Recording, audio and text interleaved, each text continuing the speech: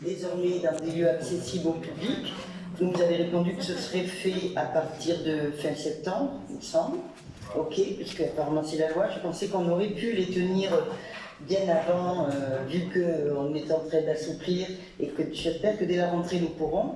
Je voudrais juste faire une remarque que, fort heureusement, il y a parmi nous certaines personnes qui sont encore en activité et que tenir un conseil municipal à 17h, eh bien, ça oblige certains à ne pas être là parce qu'ils sont encore au travail. Si vous pouviez les remettre à l'heure habituelle des 18h30, ce serait plus facile pour tout le monde. Donc, le couvre-feu sera supprimé et bien évidemment, on pourra reprendre à 18h. Oui, oui, ça n'empêche pas. Le couvre-feu est à 21h.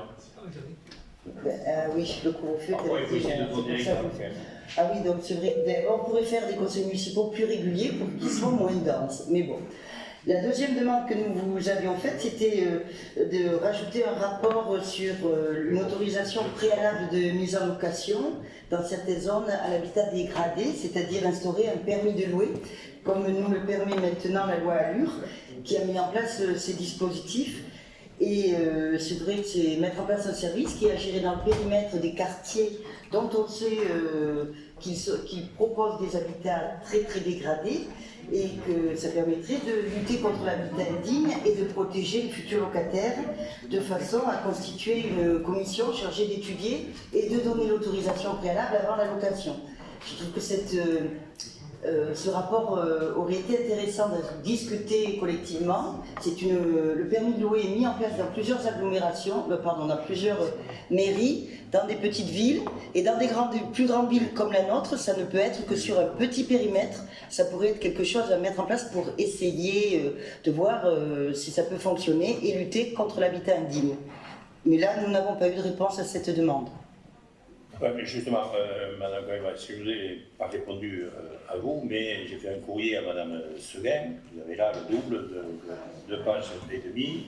Effectivement, je suis tout à fait d'accord avec vous, comme nous avons mis en place un permis de louer pour les établissements Airbnb par l'Office de tourisme, je pense qu'effectivement, ça rentre dans le domaine de la compétence de l'habitat, qui est une compétence de l'intercommunalité, et la Métropole Méditerranée est en train de travailler déjà sur la mise en place de cette réglementation qui sera approuvée très prochainement en Conseil d'Aglo, mais d'ores et déjà, vous avez le courrier que j'ai fait à Mme Seguin qui vraiment...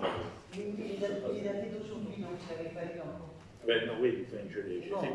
Mais c'est un dossier qui fait partie de nos préoccupations, bien évidemment, et je suis tout à fait d'accord avec vous, parce que c'est un fléau, que c'est marchand de sommeil, effectivement. Bien, on peut donc